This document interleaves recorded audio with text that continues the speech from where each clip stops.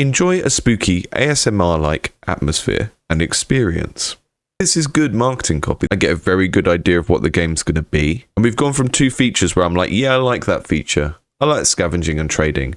But there are so many games that I can play that have scavenging and trading. And then we hit the 3rd one and it gives you a huh. And that's really good ordering, I think, of the features of this game. So let's jump over to the game and see what we think.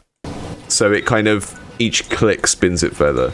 This is great in terms of like the set of upgrades that you get and how they kind of mechanically relate to the cranking that is happening. I think if you were going to kind of continue developing this, I'd want to see that these icons are represented here. So when I buy something, when I improve my battery, it's very clear which of the icons at the top it relates to. Oh, I think my crank is starting to break because it's not improving. So I'm gonna try and improve it.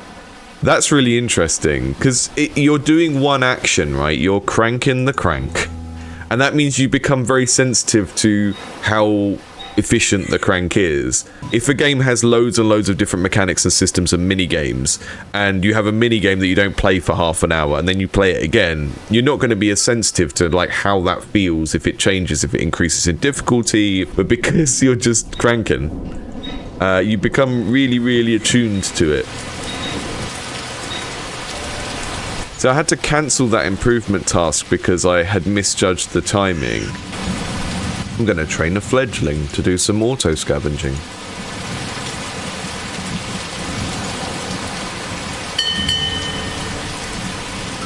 This is going to be tight.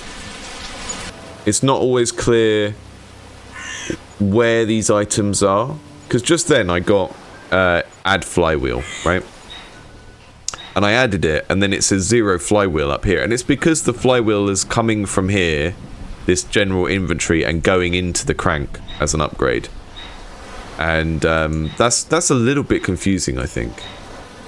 I think it would be good to see kind of your general inventory, and then maybe the crank has like a smaller version of this where it says like how many flywheel upgrades it has and how many battery upgrades it has. I thought the fledgling was already active after I bought them, and training them would give me another one, but actually it was just going to bring that one up from up there down to here.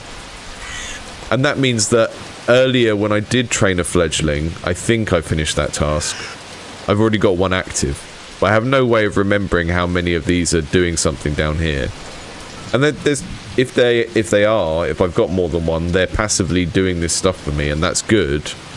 But I think in order for this kind of game to be satisfying, you need to see the thing work. You need to see the thing that you put into action kind of still there. And with these guys, if they're themed as ghosts, it could just be like every fledgling you add is sort of hovering around, going blah, blah, blah, blah. Your crew is just a handful of mortals in a vast ocean that whispers in unknown languages and drives people insane.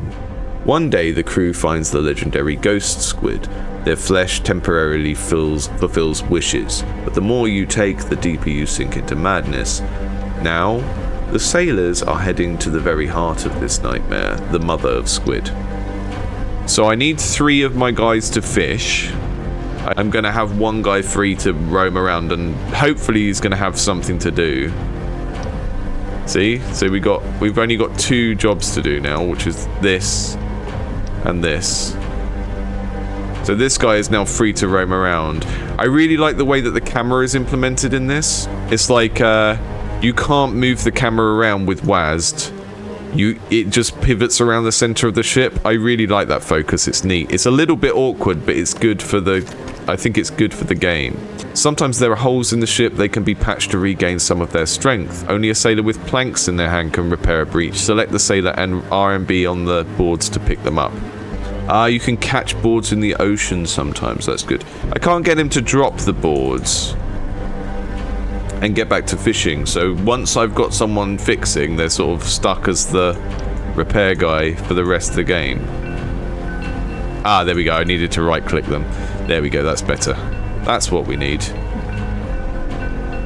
He's steering us away from the... I see. That's what that mountain is. It's like there's an iceberg. This guy needs to steer you away. Yeah, it's so many of the things you have to do in Sea of Thieves just simplified so that one person can do them with multiple characters. I really, really like that.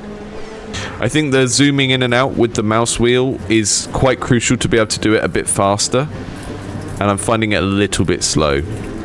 Right, once you get to the point where you're kind of at this stage and one person can keep coming in and out of fishing while the other two do the fishing, it starts to get really quite satisfying, right? This guy's going to go and be the repairman for a bit. Because I feel like spreading that job out is going to make... Is he sluggish because he's tired? I can't tell. I'm going to put him to bed because there's nothing else to fix. Yeah, I don't seem to be able to see how tired the guys are before they just...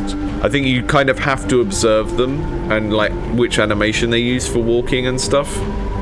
It's very hard to tell how tired they are ahead of time. Right. Go and get that wood before it falls back in, please.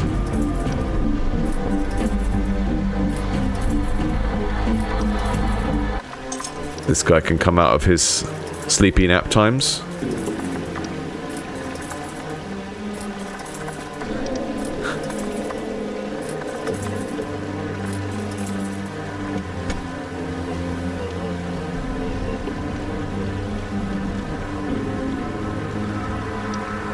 There we go. Fix some stuff, please, so we don't die.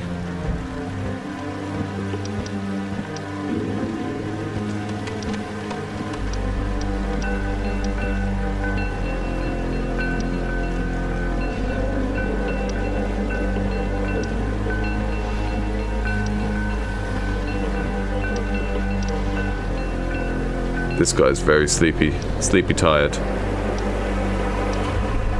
Right, you leave those on the floor and go to bed. And you pick them up and do some fixing.